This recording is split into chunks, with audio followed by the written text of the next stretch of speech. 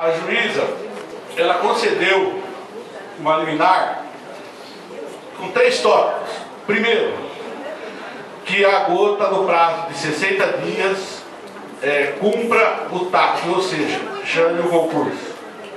2, que no prazo de 60 dias não tenha mais nenhum servidor da CADESP dentro da gota. 3, que em 60 dias a gota deixe de fazer qualquer contrato com CADESP, ou qualquer tipo de instituição. O hospital sendo importante como é, e tendo que ter o benefício que tem que ter para a população de Araraquara, agora vem a pergunta, por que então não escolher uma empresa que tenha no mínimo um certo grau de idoneidade, que não é o caso da CADESP? A informação que eu tenho é que eles entregaram tudo já para o Ministério Público do Trabalho, porque eles afirmam que estão tranquilos. Agora, como a Gota e como outras cidades, existe uma investigação, 4 ações, e nós uma investigação da Polícia Federal, ao qual a gente já recebeu uma requisição de documentos. A Gota tem 20 dias, né, e o prefeito, porque o prefeito também foi ativado, nós estamos correndo para isso, recebemos antes de ontem, para fazer chegar na Polícia Federal em 2, 3, no máximo segunda ou terça, porque a gente está muito tranquilo. A segunda pessoa que se inscreveu foi o Dr. Leonardo. Eu fui indicado pelo prefeito, sem ter sido convidado, a ser diretor clínico da Gota. E durante 4 meses que eu fui diretor clínico, já funcionando, eu tentei várias vezes participar da diretoria da administração e eu fui recusado. Certo? O doutor Carlos Fernando sempre nos deixou de lado. Aí então, foi feito então, a seleção. Como diretor clínico, eu tinha que saber quem seriam os funcionários, porque funcionários técnicos, eu tinha que tratar médico, advogado, médico, enfermagem, enfim, o pessoal médico profissional. Não me deixaram participar, e nem da comissão julgadora dos convênios, das pessoas, nem das pessoas. Então, nas vésperas da inauguração, falaram assim, será que vai dar para inaugurar domingo? Será que vai dar? Aí então foi um corre-corre e chegou no domingo, na sexta-feira, avisaram o prefeito que podia.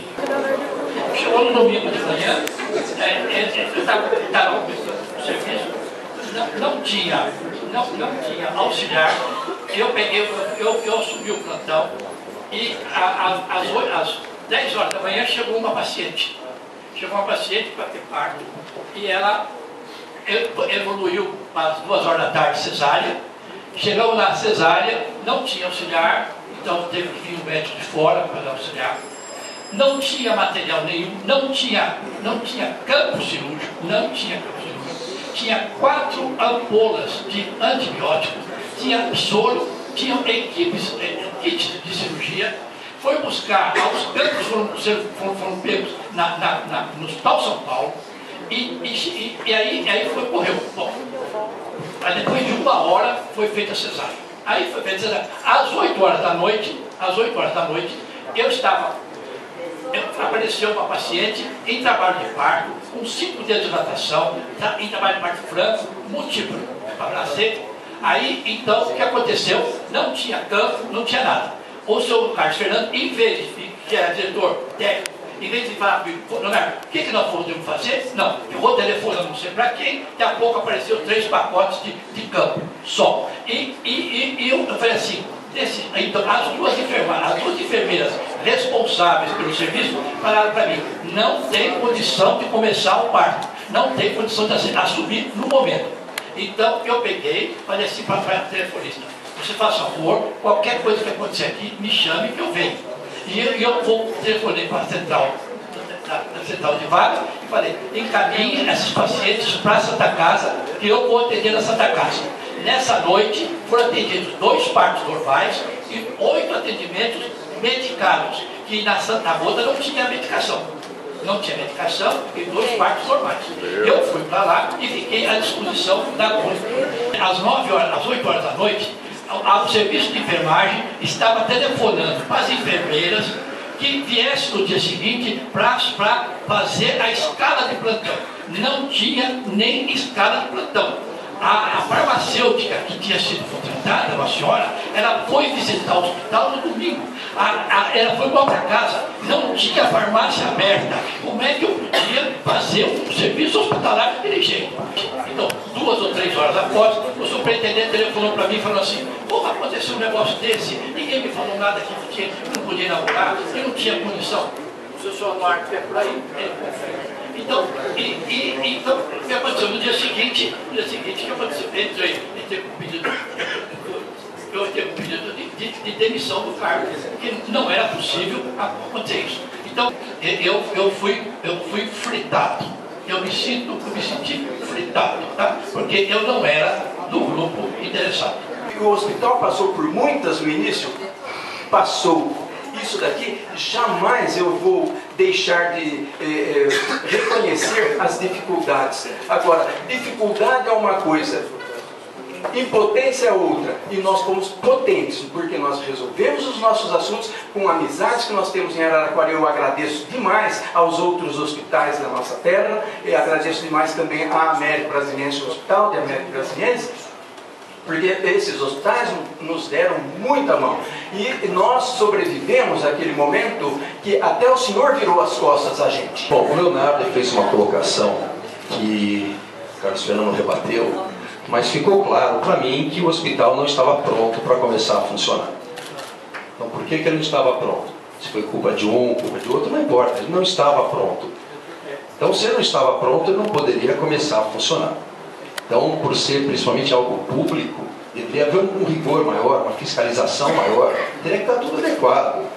Então, por que houve essa pressa em inaugurar um hospital? E, a meu ver, faltou um pouco de prudência.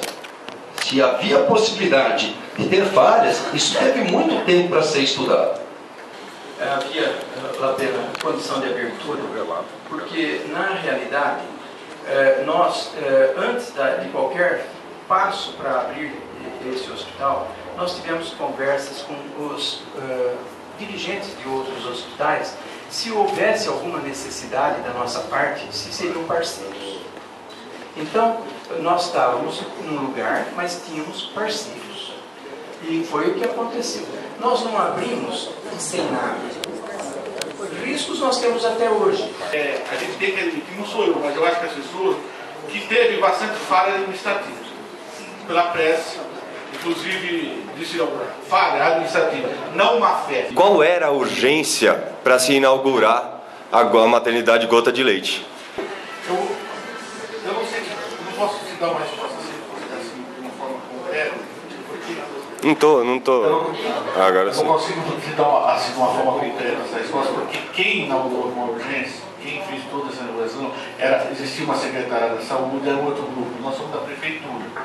E, professor Delorges, por que mentiram tanto pro Ministério Público do Trabalho? Simples assim. Bom, primeiro que ninguém mentiu no Ministério Público. Então o procurador está mentindo. Olha, não estou dizendo que ele está mentindo, ele pode estar equivocado. Agora, o promotor nada mais é do que um advogado.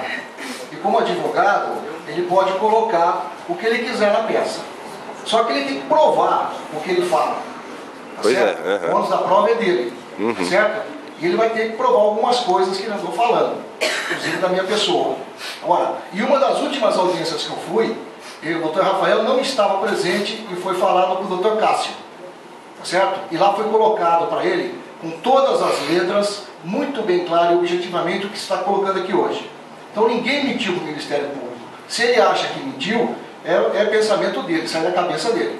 Tá certo? Então ele está redondamente equivocado em tudo o que ele está falando. Eu gostaria que ele estivesse aqui, porque eu ia falar isso para ele. Vocês informaram ele, então, a respeito da contratação da Cadesp? Foi sempre informado. Nunca ninguém escondeu nada dele. Sempre foi informado. Sempre. Alguém aqui acha que o promotor é irresponsável no sentido de estar instaurando 4 ações contra a gestão? O promotor também é da oposição? Toda essa celeuma que se cria teria sido evitado se o modelo político criado pela Constituição de 1988, que é a divisão de responsabilidades, de ônus e deveres entre o poder público e a sociedade civil, fosse respeitado por esse governo. basta ver a composição dessa mesa. Veja bem, não tem um representante da sociedade civil, não tem um representante dos servidores públicos municipais, não tem um representante do Sindicato da Saúde, não tem um representante dos usuários da saúde. Então, veja bem, todo o modelo de conselhos de saúde nos planos municipais, estaduais e federal, que traz a sociedade civil para que toda a gestão pública seja feita com o princípio da transparência, ela não é respeitada nesta gestão e neste governo. Portanto, o que a gente percebe é o seguinte: quem deveria estar aqui sentado respondendo por isso é o senhor prefeito municipal, porque a decisão política foi do prefeito. Aí ele disse para os seus secretários o seguinte: vocês se virem, eu quero inaugurar na data tal. E com isso, dane-se a sociedade civil. Então, assim, um reclamo que eu faço enquanto representante da sociedade civil é que essas instâncias de participação da sociedade civil sejam efetivamente respeitadas. Se a gente erra, não é então um bandido.